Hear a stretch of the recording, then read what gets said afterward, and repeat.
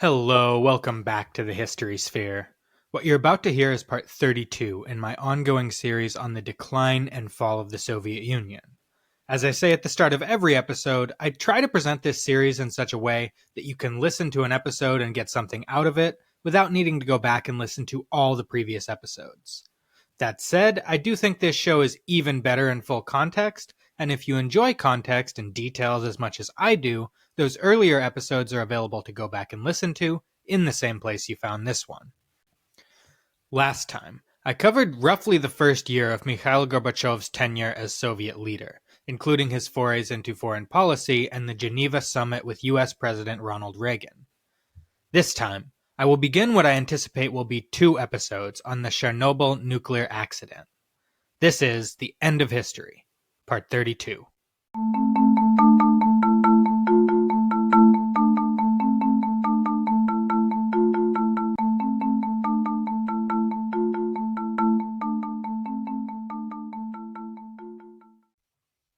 Those of you who watch this show as a video podcast may have noticed that in a couple recent episodes, including this one, because I was recording on Sunday, which is game day, I was wearing my Seattle Seahawks jersey. For the roughly 25% of my audience that is outside the United States, that's American football, not to be confused with the vastly inferior sport of soccer. Specifically, it is the professional football team in the city of Seattle, tucked away in the Pacific Northwest state of Washington. So, as some of you may have guessed based on my team allegiance, I am originally from Washington State. Specifically, I grew up in a small suburb just west of the state capital, Olympia. Though I left this region of the country a little over 10 years ago to pursue my education and career, the place that I'm from remains a core part of my identity, and I have retained my loyalty to the local sports teams. Go Seahawks, go Mariners, bring back our Sonics. Enough said. Before I go too far down a tangent about Seattle sports, though, which those of you who know me know that I am prone to do, the reason I bring this up is that there's a particular memory from growing up in Western Washington that I was repeatedly reminded of as I did the research for this week's episode. When you travel due west from Olympia, towards the Pacific Ocean, you find yourself in a very rural area, filled with rolling hills, forests, and cowfields. Then, as you approach the small town of Satsop, the skyline is suddenly dominated by 2 massive, foreboding structures. These are the cooling towers of the Satsop Nuclear Power Plant. A part of what's so haunting about this particular nuclear plant was that it was entirely abandoned. Construction was started, but never finished. And so this abandoned, partially completed nuclear power plant just sat there in the middle of nowhere, like something out of a horror movie. Indeed, one of my favorite childhood memories is driving past the cooling towers with my dad, and the 2 of us just going back and forth making up stories about all the crazy things that must be going on in and around that nuclear power plant. It was made all the more creepy by the stigma around nuclear power that permeated society in the 1990s. At that point, the world was still only a few years removed from witnessing some of the worst nuclear accidents in history, and it made people wary of nuclear power for a long time. Construction on the Satsop nuclear power plant was stopped in 1983, and it was not the only nuclear power plant in the United States that was either canceled or shut down in the 1980s. In fact, abandoned nuclear power plants can be found all across the US, and between 1983 and 2008, not a single new nuclear power plant was built in the country. This was in part a public backlash against nuclear power following the nuclear accident at 3 Mile Island in Pennsylvania, which took place on March 28, 1979, when a failure of one of the non-nuclear systems at the 3 Mile Island nuclear power plant caused a malfunction in the cooling system of one of the reactors, resulting in a partial meltdown.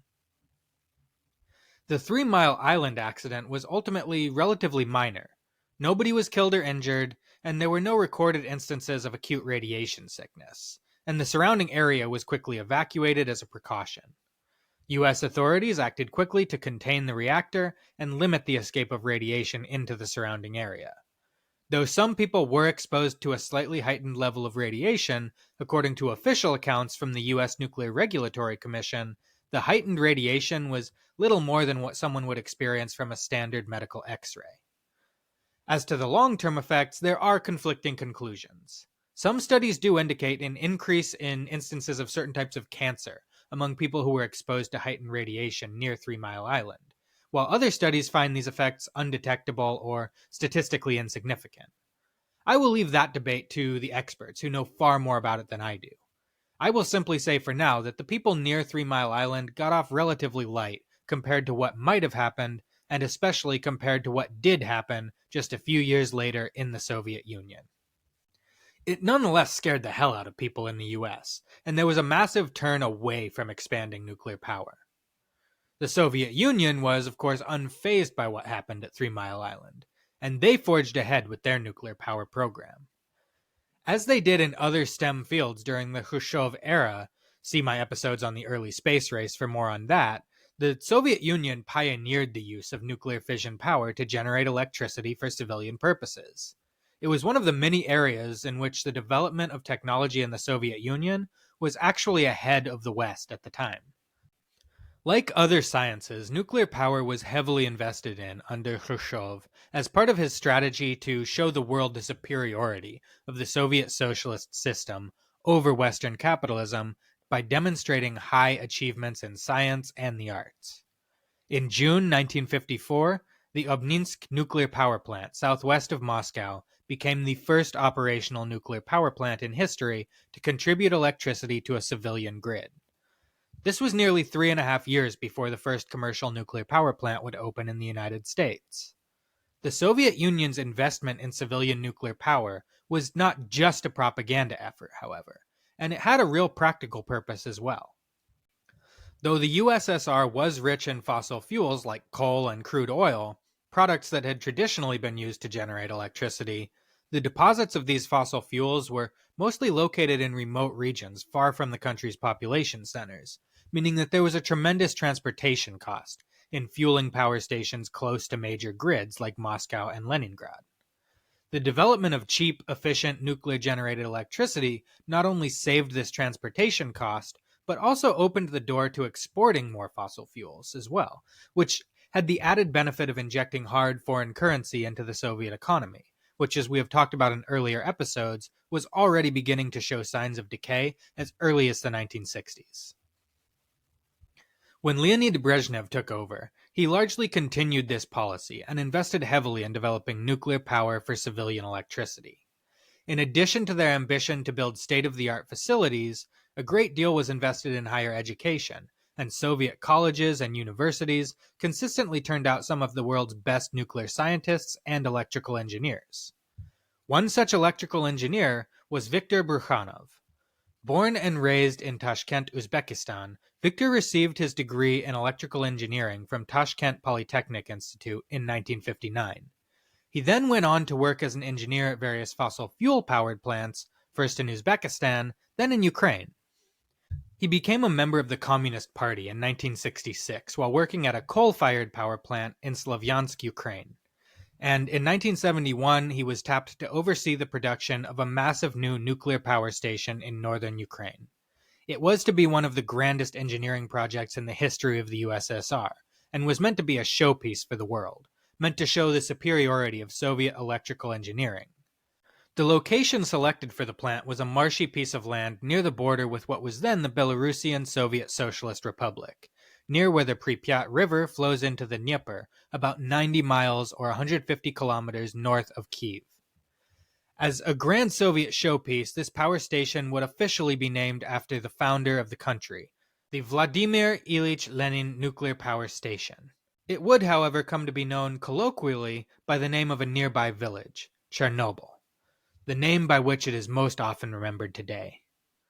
Bryukhanov had little knowledge of nuclear fission, but he was assured he would be surrounded by subordinates who did, and though he lacked specific knowledge of nuclear reactions, he had great expertise in the production of electricity. Whether they're fueled by nuclear fission, coal, or oil, most thermal power plants work pretty much the same way. They generate heat, which creates pressure, usually through steam, and that pressure is fed through a channel and directed to spin a turbine, which in turn generates electricity. In this way, a nuclear power plant differs from a coal power plant only in how the heat is produced. Instead of burning coal to produce the heat, A nuclear power plant relies on the heat generated by a controlled nuclear fission reaction to create the steam to spin the turbines. Nuclear power plants are many times more efficient than a coal power plant in producing energy, and as long as the radiation is contained within the reactor, they are generally much less harmful to the surrounding environment. At this point, I suppose it makes sense to try and explain a little bit about how a nuclear reactor works. And I want to preface this by saying that I am not an expert in nuclear energy. I studied history and law, and I generally studied only the bare minimum of math and science necessary to obtain my degrees. So this is very much going to be a layman's explanation of nuclear fission reactors. I am going to give you a link to a video made by someone who is more of an expert than me in nuclear fission in my sources for this episode, if anyone wants to explore further. And if any of my listeners happen to be nuclear scientists or engineers, I'd love to hear from you in the comments. Basically, a nuclear fission reactor creates kinetic or heat energy by splitting uranium-235, a particularly radioactive isotope of the element uranium. A neutron, which is one of the subatomic particles that makes up the nucleus of an atom, is collided with a uranium-235 atom, splitting that atom and creating more rogue neutrons that in turn collide with and split more uranium-235 atoms, thus creating a chain reaction. This process is known as nuclear fission. It may seem counterintuitive, but in order to facilitate this reaction, the neutrons have to actually be slowed down, because fast-moving neutrons are less likely to collide with atoms and split them. And so all nuclear reactors utilize some kind of moderator. In the case of the RBMK reactor at Chernobyl, graphite was used as the moderator, because it has the chemical effect of slowing down neutrons, allowing them to more efficiently collide with and split uranium-235 atoms. And at this point, you may be thinking that this kind of reaction would just keep getting exponentially bigger and bigger, eventually reaching dangerous and uncontrollable levels. And you're right. That's where a neutron absorber, or coolant, comes in. In Chernobyl's RBMK reactor, and most nuclear fission reactors, water is used as the coolant, absorbing neutrons and containing the reaction, while simultaneously being heated by it, generating the steam to produce electricity in the turbines. So keeping water constantly flowing through the reactor is absolutely crucial to the operation of a nuclear fission reactor, because it both fuels the production of electricity and contains the chain reaction to prevent it from spiraling out of control. Chernobyl's reactor was also equipped with boron control rods, boron being another neutron absorber that can quickly and efficiently slow the fission reaction if necessary. These control rods could be lowered into the reactor to slow it down, or removed to speed it up. In case any of you are as confused as I was when I first started trying to understand this process, I am linking to a great YouTube video in my sources for this episode that does an excellent job of explaining both how the reactor at Chernobyl worked and what went wrong, which I will get to shortly. Bryukhanov was given a team of the country's best nuclear experts, as well as construction experts and every other kind of professional you can think of that one would need to begin constructing a state-of-the-art nuclear power plant. No expense was spared, at least by Soviet standards. Bryukhanov and the other arrivals at Chernobyl at first lived modestly. They built a small village in the woods near the construction site, which they called Lesnoy, a word roughly meaning in the forest. Eventually, as the project moved along and more workers moved to the area, a whole new city was constructed to house the workers, which was called Pripyat, after the river on whose banks it was built. It was similar to the other towns that grew up around Soviet nuclear facilities, which were unofficially called Atomgrads, or atomic cities. Pripyat would eventually grow to be the biggest and best of them all. On the eve of the accident in 1986, Pripyat was home to roughly 49,000 people. It had its own fire department, 2 movie theaters, multiple schools, an amusement park, and plentiful housing for the families who lived there. The families living in Pripyat were incredibly privileged compared to average Soviet citizens. Working in the favored nuclear industry came with immense benefits. Pripyat and other Atomgrads were at the top of the economic planner's priority list, and thus they received almost everything before anyone else. During a time when most Soviet towns and cities were experiencing shortages of housing and consumer products, families in Pripyat lived in spacious apartments, and store shelves were overflowing with food and other goods, which were replenished regularly. It was the ideal Soviet town, an oasis away from all the problems that were plaguing the rest of the country. Everything in the town revolved around the power plant, where the vast majority of its adult population were employed. But an oasis though it was, Pripyat could not be entirely isolated from the ills of the society in which it prospered. I've talked in past episodes about the problems in the Soviet economy as stagnation gave way to economic decline. One of those problems was in the quality of craftsmanship when it came to manufactured goods. As Soviet workers were underpaid, but safe in their positions, many of them had neither much incentive to work very hard, nor any fear of negative repercussions for underperformance. They did of course fear punishment for not meeting the metrics of the central planners, but those metrics relied on raw numbers, and often made no account of the quality of the goods produced. Thus, Soviet factors often turned out massive quantities of low-quality goods. When it came to things like shoes or parts for personal automobiles, the consequences of this poor craftsmanship were more of an annoyance than a threat. But the problem was, parts for the reactors of nuclear power plants operated within the same system as factories producing substandard shoes. It was a problem that was well understood by the engineers who helped construct the plant at Chernobyl. And during the construction of the plant, these engineers spent countless hours as manufactured parts arrived, disassembling and then reassembling them to make sure that they met the requirements and specifications for their design. It was additional time and labor that was not accounted for by the planners in Moscow, who had calculated the time and cost of the plant's construction. And yet, even when this problem was explained to the higher-ups, additional resources were rarely forthcoming, meaning corners had to be cut in other areas. Further, the nuclear industry was not immune to the shortages that plagued other sectors of the society. While plant employees and their families typically had access to more and better food than the rest of the country, the leaders of the project simply couldn't make raw materials for construction appear from thin air. Parts of the plant whose plans called for the use of special reinforced concrete were constructed with ordinary concrete, because there was not a plentiful enough supply of the higher quality concrete, and much of what they did receive was damaged or defective.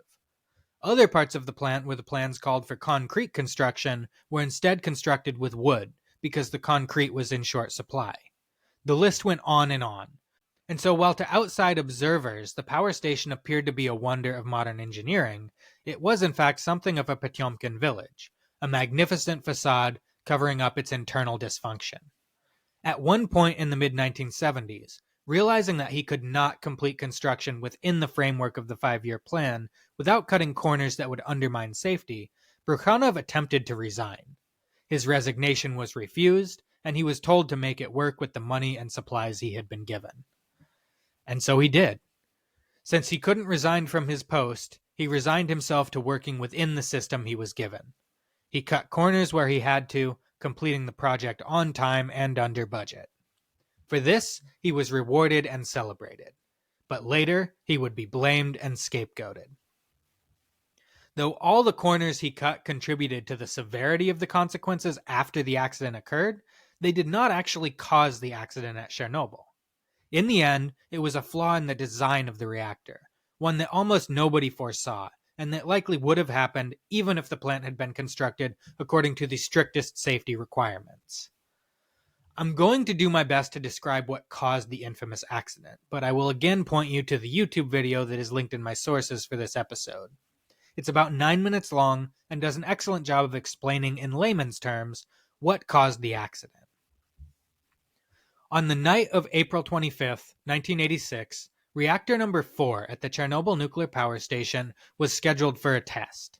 The test was designed to measure the effectiveness of the built-in safety controls in the event of a loss of power to the reactor during the gap between that loss of power and the engagement of the emergency backup generators.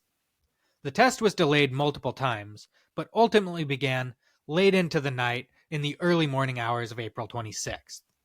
The boron control rods that I talked about before were lowered into the reactor to bring the power down, which they did. However, the power actually came down to a much lower level than was anticipated. This is because the slower reactions that continued were producing high levels of xenon-135, one of the common byproducts of uranium fission reactions. The problem is that this xenon-135 also absorbs neutrons and slows the reaction even further, in addition to the absorption from the boron control rods. If the power were brought all the way down, then it would have taken several days to bring it back online. The deputy chief engineer of the plant, Anatoly Dyatlov, who was overseeing the test that night, ordered all but 8 of the 211 control rods removed in order to bring the reactor's power back up, which was against all safety protocols. He would later be cast as the principal villain in this story by Soviet authorities and sentenced to 10 years in prison as a result of that decision. The removal of the control rods sped up the nuclear reaction and caused water to evaporate rapidly before new water could be pumped in to replace it and cool the reactor. And yet Dyatlov chose at this point to proceed with the next step of the test, which involved shutting down the water pumps that normally pumped water through the reactor. And so the heat increased in the reactor rapidly, with no new water flowing through to cool it. And the water already in the reactor rapidly turned to steam, as the water in the reactor boiled and evaporated. The mounting heat created even more steam, which fed into the loop and created even more steam until there was little or no liquid water left in the reactor, and pressure continued to build from the rapidly increasing temperature. The power level in the reactor surged to a critical level, where there was danger of a meltdown, which means pretty much what it sounds like. It's where the reaction gets out of control and the reactor gets so hot that the core literally begins to melt. At this point, one of the engineers chose to follow his training and the safety protocols. He hit the emergency shutdown switch, which immediately lowered all the control rods back into the reactor. This was supposed to bring the boron rods into the reactor, absorb the neutrons, and stop the nuclear chain reaction. But it was too late for that. And here is where the major design flaw comes in. The boron control rods were tipped with graphite, which actually has the opposite effect of boron in a nuclear reactor. It speeds up the reaction.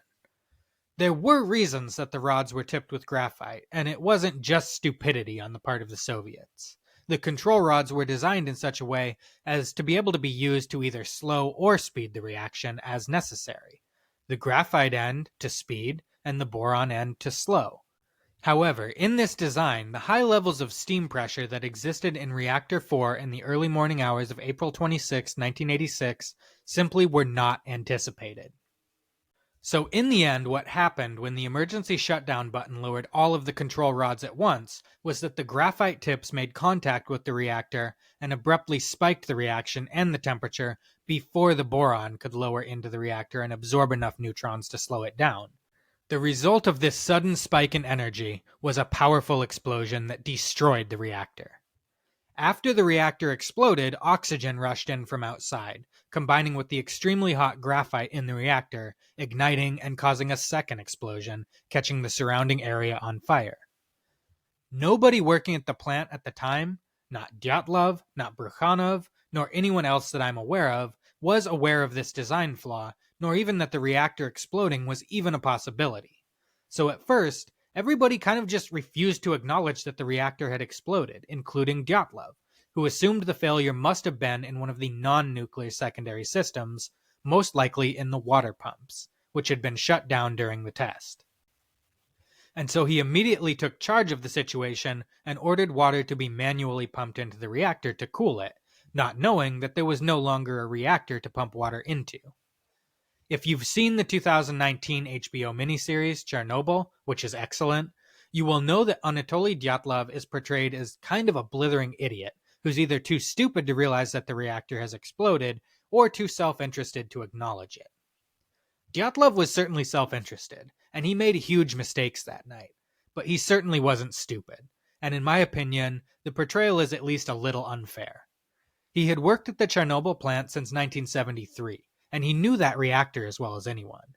He was not only unaware that the reactor had exploded, but genuinely unaware that it could explode like that.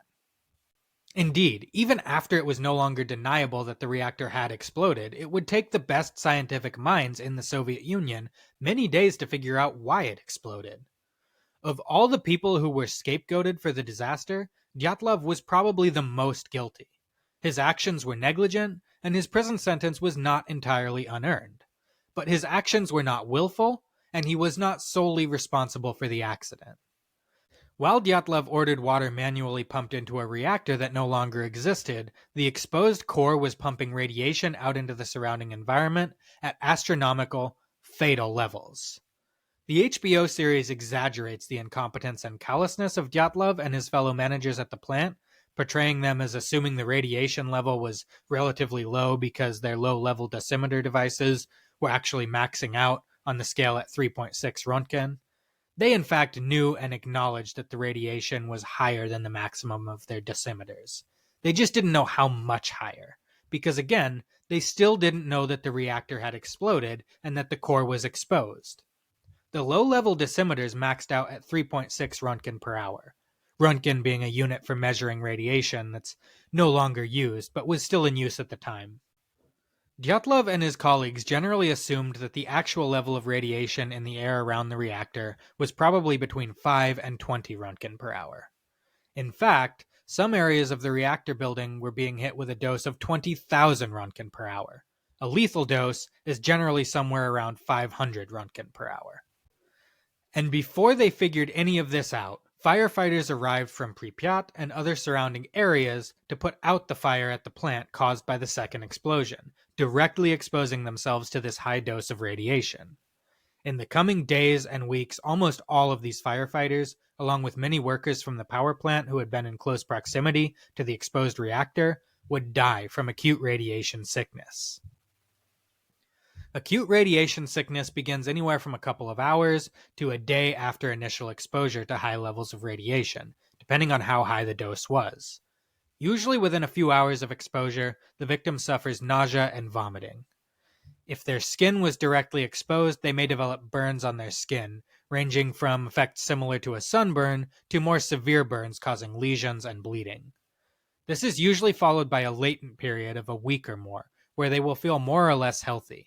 Then, as the effects of the radiation affect their bone marrow and blood, they will start to suffer failure of vital organs, and in some cases, internal bleeding.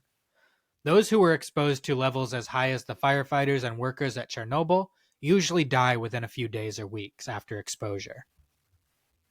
Those who do survive acute radiation sickness are thereafter at much higher risk for certain types of cancer. It is, to put it mildly, one of the worst ways a person can die that I am aware of. In the days and weeks following the accident, 31 plant workers and first responders died from acute radiation sickness. And radiation was pouring into the atmosphere at a rate and in quantities that were unprecedented and have not been repeated since. It was by far the worst nuclear accident in human history. Yet, in the crucial first hours and days of the crisis, very little was done by Soviet authorities to contain it. As day broke in Moscow very early in the morning of April 26, 1986, the General Secretary, Mikhail Gorbachev, was awoken and informed that an accident had taken place at the Chernobyl nuclear complex. At this point, it's unclear if Gorbachev was lied to by his immediate deputies, or if they had been lied to by someone lower down the chain and were simply passing him bad information. But whether it was malicious or not, that morning, Gorbachev was simply told that there had been a fire in Reactor 4, but the reactor was intact, that some radiation had leaked, but that no extraordinary measures were necessary. He was specifically told that the evacuation of Pripyat was unnecessary, and that local officials feared it would cause a panic. And so, armed with this wildly inaccurate information, Gorbachev followed the usual bureaucratic procedure of calling a meeting of the Politburo and appointing a special investigative committee to determine the causes of the accident and recommend containment measures. All of this was done without much urgency. In his memoirs, Gorbachev is careful to avoid taking any responsibility whatsoever for the debacle that followed, but even he admitted that, quote, "The accident at the Chernobyl Nuclear Power Station was graphic evidence not only of how obsolete our technology was, but also of the failure of the old system," end quote. Indeed, it was not the accident itself, but the regime's bungled response to it that laid bare the inherent flaws in the Soviet system and would ultimately lead to a widespread loss of faith in that system.